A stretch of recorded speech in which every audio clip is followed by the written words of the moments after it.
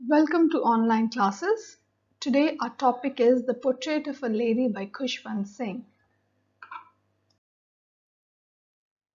The Portrait of a Lady is an autobiography by Khushwant Singh.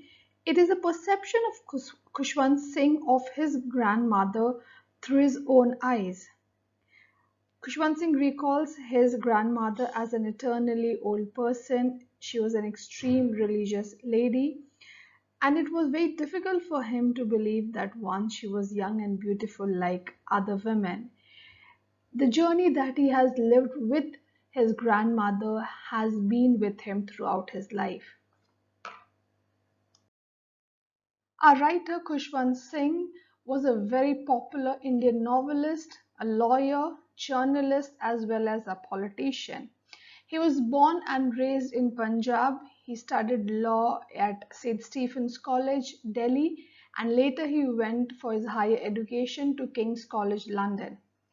Khushwant Singh has been awarded with many prestigious awards in our country. Padma Bhushan in 1974, and in 2007 he was awarded the Padma Vibhushan. The great works of Khushwant Singh includes Delhi, Train to Pakistan, and The Company of Women. The story, The Portrait of a Lady, is a heartwarming pen picture of Khushwant Singh's grandmother who brought him up. As I've already mentioned, it's an autobiography where Khushwant Singh presents a picture through words of his grandmother and the journey that he has spent with her. The author describes his association with his grandmother and the changes that came about in their relation with the passage of time. Their relationship changed tremendously once they shifted from village to the city. The simplicity and beauty of the grandmother has left an indelible imprint on his mind, and he very well presents a portrait of the grandmother as a woman of serenity, as a woman of calm, beauty.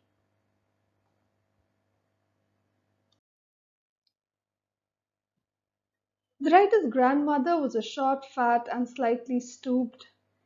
Her silvery white hair used to scatter on a wrinkled face. Khushwant Singh remembers her hobbling around in the house, wearing a spotless white sari with one hand resting on her waist to balance her stoop, and the other hand would always be busy telling the beads of a rosary. She was a very religious and kind-hearted. Her lips constantly moved in prayers. Though she was not beautiful, but she looked extremely pretty with the peacefulness, serenity, and the satisfaction that displayed on her face. Khushwant Singh recalls that the initial years of togetherness when he lived in the village along with his grandmother when his parents had gone to the city, that was the best part of their journey, where the grandmother did everything for the grandson. In the first stage, Khushwant Singh lived in the village with her, the grandmother, as his parents were moving to the city in order to search for a livelihood. In the village, the grandmother took care of his all the needs. She was quite active and agile, though she was old, but she did all the work of the grandson. She woke him up in the morning, got him ready for the school, plastered his wooden slate, prepared his breakfast, and even took him to school. The grandmother would always accompany him to the school because there was a temple attached to the school where she would sit and read the holy scriptures. And when they would return back, they would feed stale chapatis to the street dogs. And this would be the favorite pastime.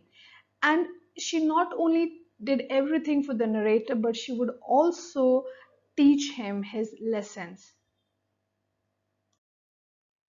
This great friendship with Khushwant Singh shared with his grandmother didn't last long because once the parents were settled in the city, grandmother along with the grandson were called to the city to live along with them.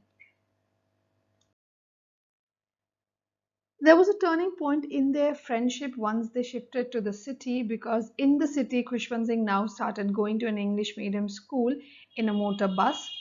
Here, the role of the grandmother in bringing him up was curtailed. She couldn't do anything for him anymore.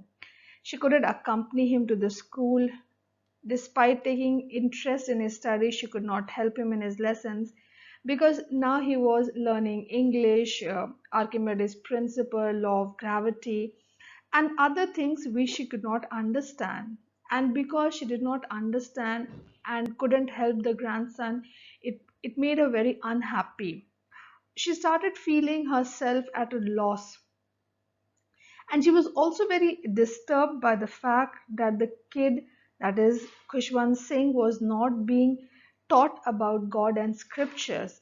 And also, she was disturbed by the fact that he was being given music lessons, because for the grandmother, music was always associated with beggars and harlots, and she was not at all happy to know that the grandson was having music lessons. After finishing school, Khushwant Singh went to the university, and now, as he went to the university, he was given a separate room.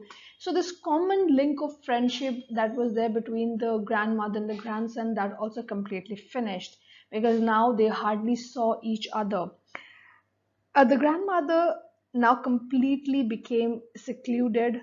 She didn't have anyone to talk to share her feelings, and she confined herself to a very self imposed sadness, seclusion. The time that she spent, she would do that reciting the prayers or by sitting at a spinning wheel. She hardly talked to anyone. The only recreation she had would be in the afternoon, where she relaxed for half an hour to feed the sparrows. Feeding the sparrows, it shows that the grandmother is a very kind hearted person, because in the village she would feed the street dogs, but here, in the absence of the street dogs, she takes feeding to the birds, the sparrows.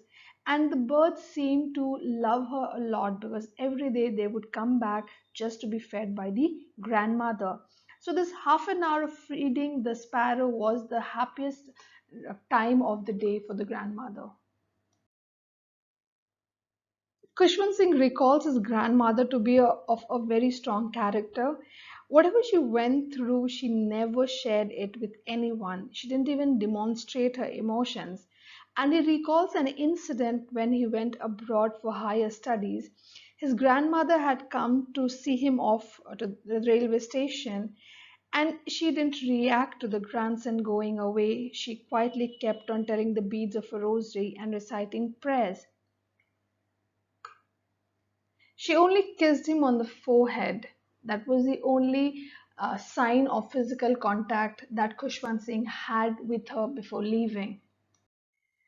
When Kushwant Singh returned back after 5 years, he realized that the grandmother had become more and more religious and self contained. She would all spend the time in prayers and spinning the wheel. But the day Kushwant Singh came back, she took a break, and she gathered the women of the neighborhood and started singing of the homecoming of the warriors. She played the drum along with the ladies of the neighborhood in order to celebrate the grandson's return from abroad. But unfortunately, due to the physical strain that she took, she fell ill the next day.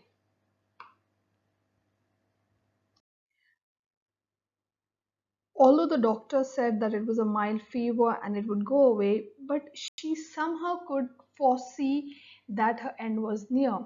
She was also upset because she had stopped her prayers just before her departure from the world, and hence she did not want to waste her time anymore talking to anybody.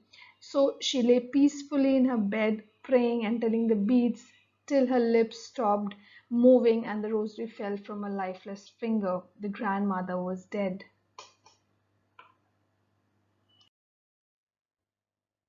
The end of the chapter is a very beautiful ending that Khushwant Singh has given, where he says that to mourn the death Thousands of sparrows flew in, and they sat scattered around the body in utter silence. The usual chirping of the birds was missing, as if they were missing the grandmother and they had sensed that the grandmother was no more. They even ignored the breadcrumbs that were thrown to them by Khushwant Singh's mother. They only flew away after the corpse was carried away for the last rites. So the ending shows that how much love and what sort of a loving relationship the grandmother shared with the sparrows, that they could sense the death of the grandmother. They also were mourning the death of the lady who was not just religious but a very kind-hearted one, who saw the sparrows as a friend, who saw the sparrows as her companion.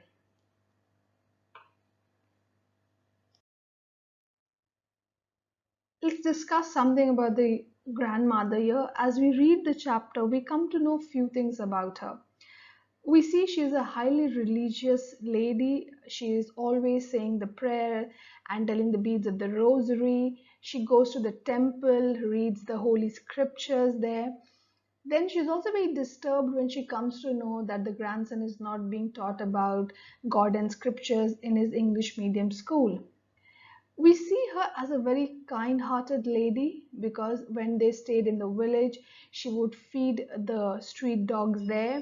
She would also take the grandson along while feeding, so that he also incorporates these kindness in himself. And later, when they shift to the city, she takes to feeding the sparrows, and she develops a very beautiful, affectionate relationship with the sparrows, to such an extent that the sparrows mourned her death. They did not eat the food, they did not chirp when the grandmother had died. She also kept herself busy, not just in prayers and feeding the sparrows, but also in spinning the wheel. So she engaged herself throughout the day so that she didn't feel sad, alone. And when the grandson got busy in his own life, she replaced that love, that time that she had with the grandson, with other activities, which kept her busy throughout the day. We also see the grandmother as a very loving, caring, a lady with a lot of self respect, a very strong character, because she did not share or complain about her loneliness, not even with the poet, not even with the writer. So we see that she, though she is old, though she misses the grandson, yet she has accepted the fact that the grandson cannot be with her all the time.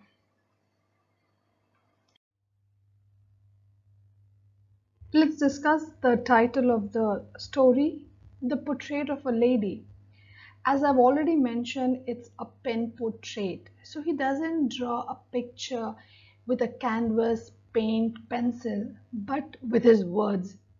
He very beautifully presents his relationship with his grandmother. He presents the type of lady that she was, the type of satisfied, serene life that she lived throughout her life. She never complained, she never talked about, discussed about her loneliness. And this beautiful nature of hers leaves a very deep embedded memories in the mind of the writer Khushwant Singh, which he very beautifully presents in the story, The Portrait of a Lady. Thank you for watching this video. I hope I have been able to enhance your understanding of the chapter The Portrait of a Lady by Khushwant Singh. It's a beautiful story, a lovely relationship between a grandmother and a grandson.